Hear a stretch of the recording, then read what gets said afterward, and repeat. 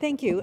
Right now, Dan Levy, who is Chief Medical Officer for the Pfizer study, and I are just going to talk about the Pfizer study. I'm sure you've heard recent news, so we're going to sit over there and just have a conversation.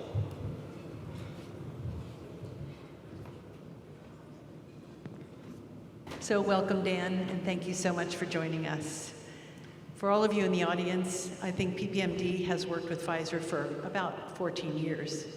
They first entered the world of Duchenne with an anti-myostatin therapy, and then later than that, the anti-myostatin therapy didn't work out in that trial did not answer the question, well, it answered the question. The anti-myostatin drug was not found to be beneficial in Duchenne.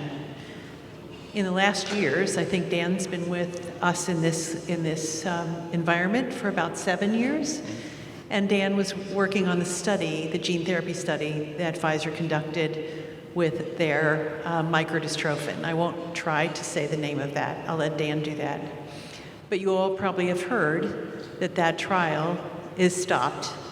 And it was said to fail. But I'm of the opinion that trials do not fail, that they are really designed to answer a question. And the answer that we expect and hope for is not always the answer that we get in a trial.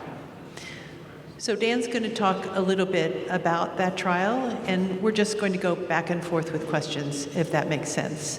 So first of all, Dan, please introduce yourself. Sure. And then talk about, maybe just start with what the name of this was and what it is in terms of you were trying to deliver. Sure. Thanks, Pat. And let me just say it's an honor to be on the stage with you. The gene therapy's name is fortidystrophin movaparvovec. Why I don't say it. And the phase 3 clinical trial that just read out is called CIFRIO. And if I could just clarify one thing, the trial is not stopped. We had our readout, but we will be following those boys for at least 5 years after any one of them has been dosed.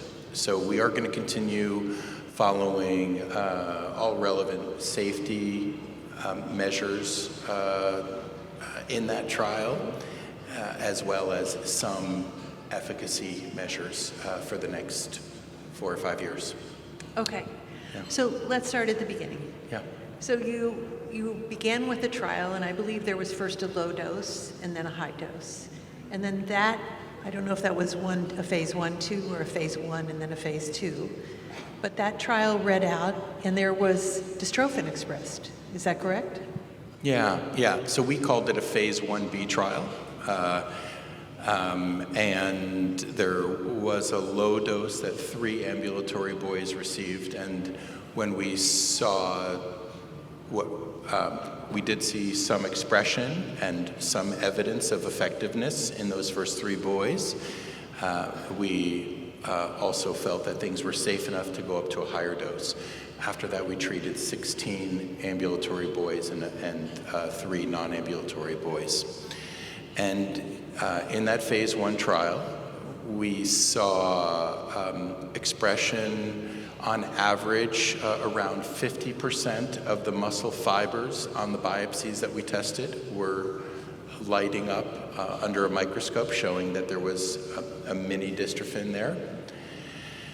And we had some efficacy data. We were following the North Star for these boys, and compared to natural history, we saw what looked like a very strong positive signal, improvement in these boys that we thought was, that I still believe was better than natural history when you line them up compared to averages. And that gave us the confidence to go forward with the phase 3 trial. I'll say one other thing. Recently we've shared 3-year follow-up from that trial. And while we didn't have biopsies at 3 years, we were still following them, say, for their North Star and other endpoints. And again, compared to natural history, it seemed that there was a sustained benefit of fortidystrophin compared to patients in the natural history cohorts.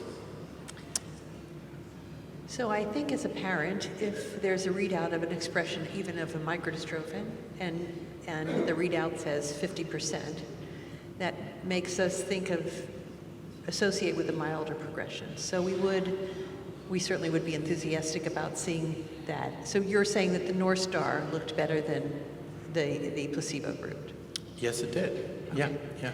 So then you all decided, based on that you would go forward into a phase 3. Can you describe the phase 3? Sure. Our phase 3 study was a placebo-controlled randomized trial. In our case, it was randomized in a 2-to-1 fashion, meaning in the first year of treatment, boys received a dose. 2 boys received 2 out of every 3 boys received active gene therapy, and 1 out of those 3 boys received placebo. And then after the 1-year time point, there was sort of like a crossover where the boys who had received placebo in the first year then received active gene therapy. And we were looking, our endpoint in the trial, our primary endpoint was change in the North Star, comparing change over the first year in the boys who received fortidistogene versus those 1/3 who received the placebo. And I will say that when we looked at the data very recently, when we finally had accumulated enough participants reaching that 12-month endpoint, we really did not see any difference in the North Star results between the placebo boys versus the treated boys. And when we looked at other endpoints, such as 10-meter walk-run times or time to rise, we also didn't see any difference. Now, there may be some small benefits or maybe large benefits from the gene therapy, but we really were not able to detect any differences between these 2 groups. Remind me of the ages in these groups. So the initial trial that I discussed with you included, in the ambulatory group, included boys who were aged between 6 and 12 at the time of dosing. In this much larger CIFRIO trial, the boys were between the ages of 4 through 7, inclusive of 7, at the time of screening. And about a roughly 50-50 mix of boys who were 4 and 5 at the time of screening versus 6 and 7. Is the North Star the best measure? So I ask that because, forgive me if there are little boys here, they're not necessarily very cooperative. The North Star is a 17-measure assessment. If you ask any one of us to do 17 measures right now, I'd say we're all too tired to do them. So I wonder if you did it again, would you again think the North Star is the best? And the second part of that question is, in other therapeutics, such as the antisense oligonucleotides, the 12-month period of time doesn't tell us fully what that amount or that expression from baseline really impacted, or how it impacted, or what it did to the natural history. So do you think if you looked longer, as you follow these children, do you think you might see a signal? So if you could talk about that. I think it's possible. The way that our large trial was designed was that after 12 months there was a crossover, so all boys who had gone 12 months after a placebo then received active gene therapy. So unfortunately, we're not going to be able to take an 18 or 24-month look compared to placebo, which I do believe is the best way to make a clear comparison. So within this CIFRIO trial, we really can't look at 18 or 24 months. There are other,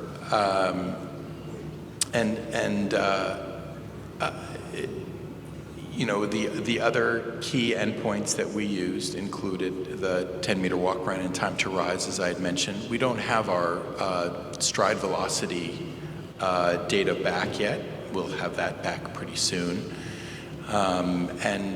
Just pretty much the session right before us, you did hear some discussions about assessments that potentially in the future could be used and could be very helpful. At the time that we designed the trial, we really didn't have those available to us, and perhaps that's something that could be done in the future for future gene therapy and non-gene therapy trials. But I'll say that I do believe that at the time that we designed the trial, a little more than 3 years ago, we used what we felt were the best assessments. I feel that we ran a very good trial that gave us a rather clear result. Could there be benefits beyond 12 months? Yes. Could there be benefits that we couldn't quantify in the setting of the clinical trial? Yes. But the way we designed the trial, we were unable to show real benefit against the placebo. So are there, in terms of the number you had in the trial, there are people still waiting to cross over? Will you cross them over, or where are we with regard to that study right now? Right. Well, as you know, and as probably most of the people in the audience know, we did pause dosing a little over a month ago when we had a fatality in a separate trial.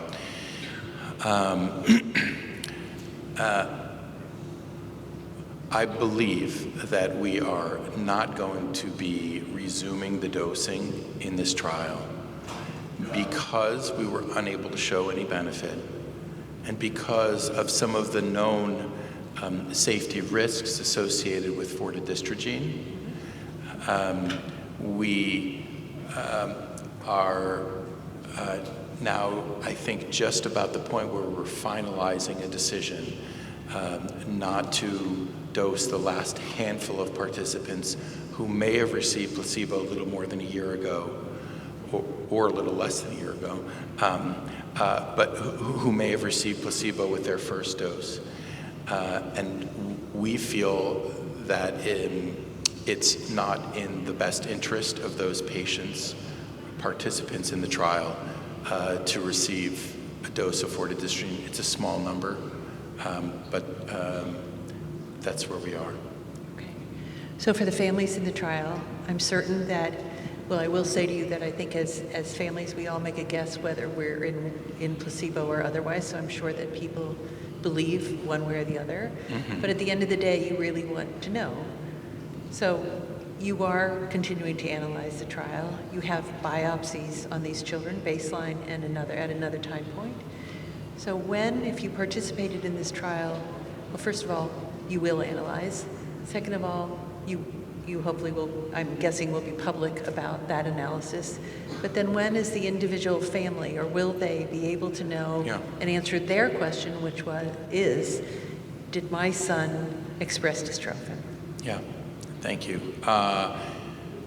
So there were a few things in there. First, I believe it's going to be within the next few weeks that we will provide the codes to the investigators so that they can inform the participants which treatment group they were in. And for, again, the handful of boys who only received one dose, they will find out if they received active fortidistrogen or placebo. So I believe that's just a few weeks away. We're around the end of the summer, we're going to have all of our data, including the biopsy results, including stride velocity and a few other endpoints. We're going to be putting that together, and that's going to be shared at a scientific meeting, I believe, in the first or second week of October. After that point, once the medical and scientific community has had a chance to see those data, our plan then is to share some of the individual data with the participants in the trial. So they will already know their treatment allocation by that point, but after the data has been shared with scientists, the families will find out how the individual scores changed for those participants, and if they were amongst the small group of boys who had biopsies, they should also be able to learn what level of expression they had. So I don't claim to be a scientist, but if you, as a mom, if I had a level of expression, I would guess that there must be some correlation. And I know in other studies that have occurred, Genethon Solid, as well as Sarepta, we've seen expression. And that is amazing to see, right? When there's nothing and then there's something that's... It's a feat of science. While I'm not a regulator either, it's reasonably likely in our head, you know? So can you think through, these are constructs that are relatively similar. Tell me about the Pfizer construct. Could it have been something there? Do you have any, I know this is Monday Morning Football and probably guesses, but sure. Could you shed some light on your thoughts? Yeah.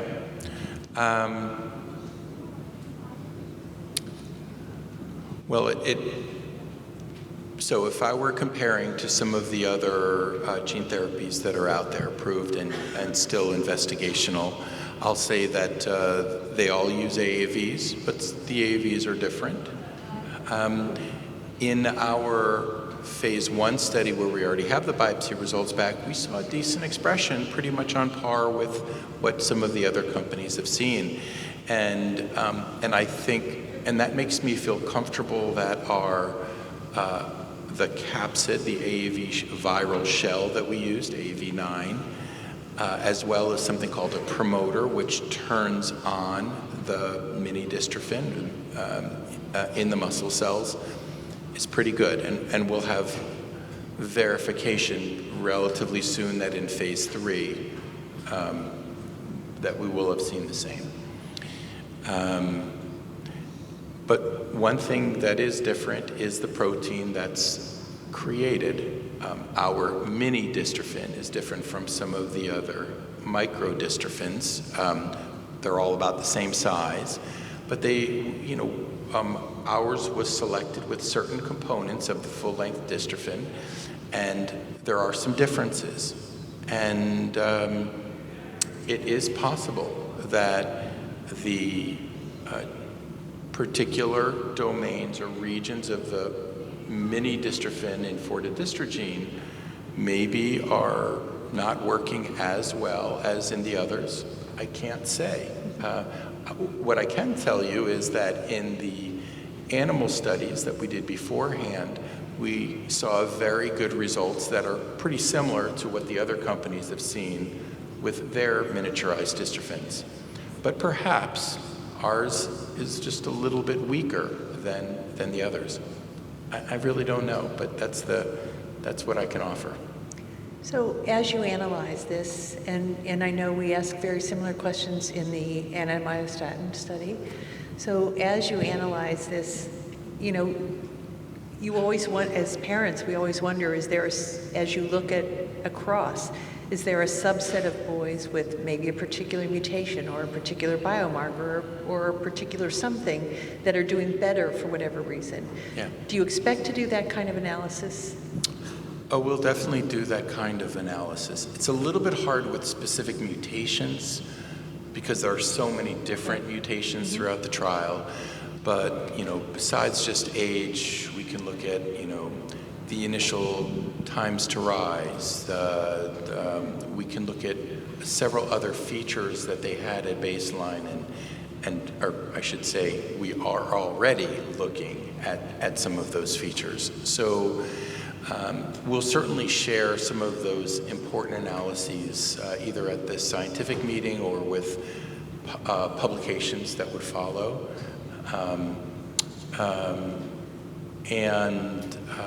We also do plan to share some of the data with, there are a few groups who are making use of some of the data from clinical trials, and we do plan to share our data with some of those groups.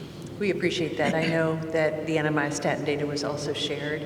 Remember a meeting about troponins that we tried to understand if there were changes in troponin level in anti-myostatin or in the placebo. So we appreciate that. Yeah. If it was today and we were just starting, would you do a different trial? Would you develop a different protocol?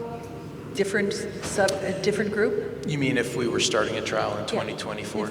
In phase 3 right now. I mean, as you say, it's Monday morning quarterbacking, or hindsight is 2020. As I said, I really do believe we did a well-designed trial. I think that there may be some very nice value to stride velocity as an endpoint. And I'm not saying that if we had made that our primary endpoint, we would have seen a difference or not. But that may be an important primary endpoint. I think for the Givinostat study, they used 4-stair climb with North Star as a secondary, and they were successful on both primary and secondary. I guess one might consider making the study a little longer, perhaps 18 months. I think that's been suggested as people have looked at some of the recent trials that have come out. I think, as I said, for the most part, I think it was a well-run trial, but yes, there could be some small differences that in 2024 we might make. Yeah. Well, first of all, I can't thank you enough. I can't thank Pfizer enough. You've been good and trusted partners for 14 years. I hope that you stay with us. I hope that our paths cross again very soon. We'll look forward to the data. And I know every parent who's been in a study will look forward to the data and try to understand. And I don't think you'll be surprised if we get good expression and there's little boys that are doing better, that you'll hear from us again and again and again. Perhaps so. But I think you have a grateful community for the way you've handled us, the way you've been really transparent about what you're doing. I don't know that one last comment, and probably I should have thought about it earlier. You were on hold based on the fatality in Australia. Yeah. Can you just shed a little light on that? Because parents are making big decisions about gene therapy. Can you just give us and you probably don't have a lot to give, but maybe some insight into that? Yeah, and I think what I don't want to get too much into specifics, because again, we're still waiting to gather the data, so I don't want to offer too much conjecture. But what I would say is this: there were some unique differences in the participant, the 4-year-old boy who died. I can say that there was he died of a cardiac arrest, as we've shared, and but I think that there was information that was collected on the day of his death that suggests to us that this was not a direct toxicity of the gene therapy. Now, it may have been indirectly related. There may have been some effects of the gene therapy that led to this, but this was not some kind of reaction against the gene therapy. And again, this particular boy had some very unique features and also some unique side effects that make him stand out and make me feel pretty comfortable that what happened to him is not something that is going to, is not, I won't say impossible, but is not likely to happen in the vast majority of boys receiving gene therapies. Thank you for that. Sure.